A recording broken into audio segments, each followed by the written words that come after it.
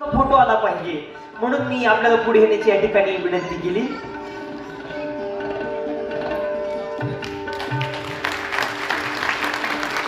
हार 20 किलोचा जरी असला तरी कर्तृत्व मात्र अतुलनीय आणि न मोजता येणार आहे। अशा आदरणीय भास्कररावजी पेरे पाटील साहेबांचा सन्मान आपण आज या ठिकाणी करतो। जरा सगळ्यांच्या हात वरती करून जोरदार टाळ्या झाल्या पाहिजे।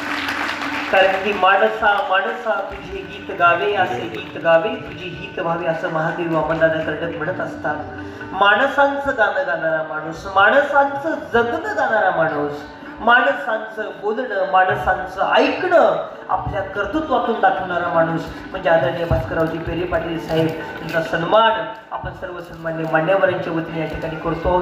खूप सुंदर अशी प्रतिमा आपल्या सगळ्यांच्या वतीने त्यांना या ठिकाणी आपण सुपूर्द करतो आहोत। जरा सगळ्यांच्या जोरदार टाळ्या झाल्या पाहिजे। विचार पेरणारा, वाणी पेरणारा, कर्तृत्व पेरणारा पेरे पाटील म्हणून त्यांचा उल्लेख संपूर्ण महाराष्ट्र करत असतो। मी आपले अत्यंत आभारी आहे। माझं गाव काय खूप लांब नाही, ते जवळ आहे। बहुतेक तुम्ही लोकांनी पाहिलेलं आहे। 7वी शिकलेला माणूस आहे, काही मोठे शिक्षण नाही। शेतकरी कुटुंबात वारकरी संप्रदायात जन्माला आलेला आहे। आता बोनस चालू आहे, वयाचं 68 चालू आहे। माहीत नाही कधी निघायचं। थोडेफार जे काही दिवस आहे ते चांगलं राहा, चांगलं करा, चांगलं जगा या निमित्तानं चालू आहे रोज प्रवास।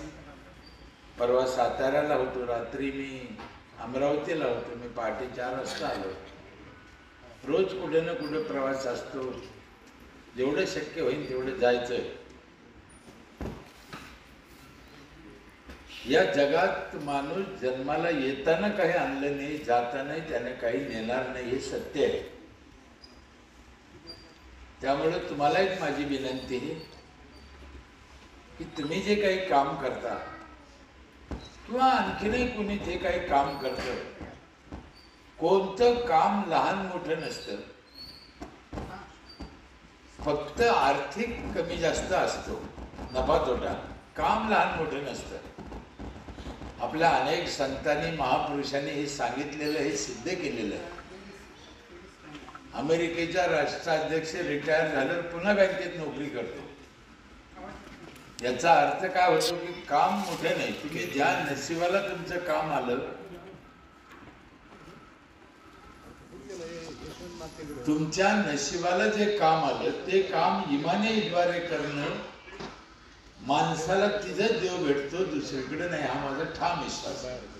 म्हणून तुम्हाला माझी विनंती आहे, माझं काम बघा ना, मी कोण आहे, ग्रामपंचायत सरपंच सदस्य म्हणजे काय लई मोठी गोष्ट नाही, काय मोठी गोष्ट आहे।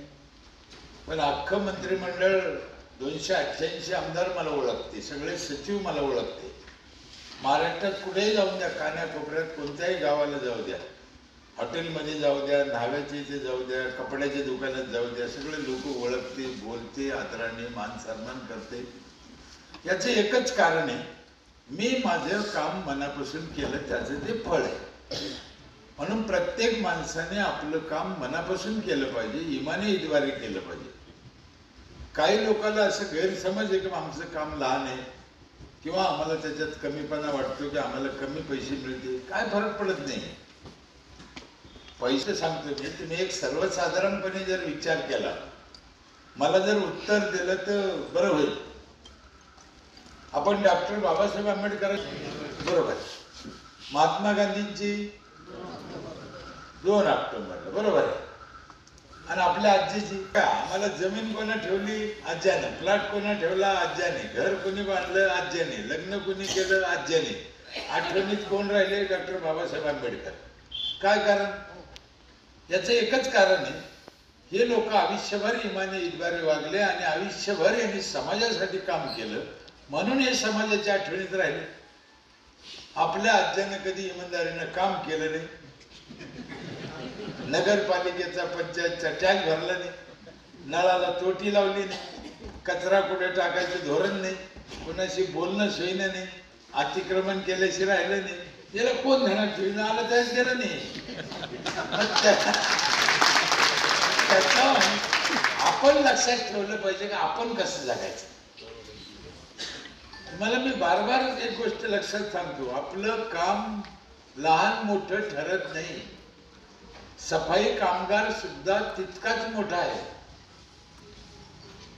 म्हणून ड्रायव्हर पण तेवढाच मोठा, गाडीतला मालक पण तेवढाच मोठा आहे. हे ज्या दिवशी आपल्याला कळलं त्या दिवशी आपण सगळे सुखी हो. काही नाही हो, काही लागत नाही. 84 लाख जीव आहे या जगामध्ये. कावळा, उंदीर, मांजर, डायनासोर, काय 84 लाख एवढ्या जाती. कोणाकडेच काही नाही माणूस सोडून. बाकीच्या जातीकडे आधार कार्ड नाही, बँक बॅलन्स नाही, बँकेत खातं नाही, लाडकी बहीण नाही, काही नाही. जगत नाही का? अहो उद्या काय खायचं त्यांचा प्रॉब्लेम आहे, त्यांच्यापाशी काही नाही. पण त्यांना कमी पडत नाही. तुम्हाला कसं कमी पडत? कमी पडणार नाही. गरजेपुरता संचय ठीक आहे, पण किती असावं याला काही मर्यादा आहे. काय नसतं. माझ्याकडे जर पाहिलं तर काहीच नाही. उद्याचा प्रश्न आहे. 1 गुंठा जमीन नाही, कुठे गाड्या नाही, घोड्या नाही, काय नाही. देवाचे उपकार आहे, त्याने मला मुलगा पण दिला नाही. बरं झालं, चांगलं झालं नाही दिलं. काय असं ज्याला आई त्याला विचारून घ्या, लय परेशान. कोणाला सांगता येत नाही, बोलता येत. बरं आता पोराला पोरी बी भेटत नाही. मला रोज कोणाचा फोन येतो, आमच्या पोराला पोरगी पहा, आमच्या आता कुठून पहा. अहो एका पोराने व्हिडिओ शूटिंग केली स्वतःची. तुम्हाला माहिती आहे का नाही माहिती? एकनाथ शिंदे साहेब मुख्यमंत्री होते तेव्हा, आत्ताची गोष्ट आहे. आणि मुख्यमंत्र्यांना पाठवून दिले त्यांनी, आमचं काहीतरी करा, आम्हाला कुठून तरी पोरी द्या. Video shooting. आता ते काय घरकुल आहे, मुख्यमंत्री कुठून देईल? तुम्ही चांगला विचार करा, कुठून देईल घरून? पोरगी कुठून देईल? ते तुम्ही आम्ही केलेलं पाप आहे. कधी ना कधी आपण पाप केलं, मुलीची संख्या कमी झाली. आता ते तुम्हाला फेडावं लागलं. मी तर एकदा बोललो होतो, काही दिवसांनी मुलाचा बाप पोरगी पाहायला जाईल ना, तेव्हा त्याची अट काय राहील माहिती का? बाबा मला हुंडा नको देऊ, लग्न चांगलं नको करू, जे करशील ते कर, जसं करशील तसं कर, पण तू ही पोरगी दे. आणि पोरगी एकाला नाही, मला 2 पोरं आहे, दोघा मिळून दे. हे सत्य आहे. जरी ऐकायला मिळालं नाही करीत नाही. एवढी परेशानी आहे सध्या पोरीच्या बाबतीत. पोरीच भेटत नाही. माझ्याकडे एवढं दप्तर आहे, इतके फोन, एवढे लोक परेशान आहे. काय करणार? म्हणून मुलीला जन्माला येऊन दिलं पाहिजे, मुलीला शिकून पण दिलं पाहिजे.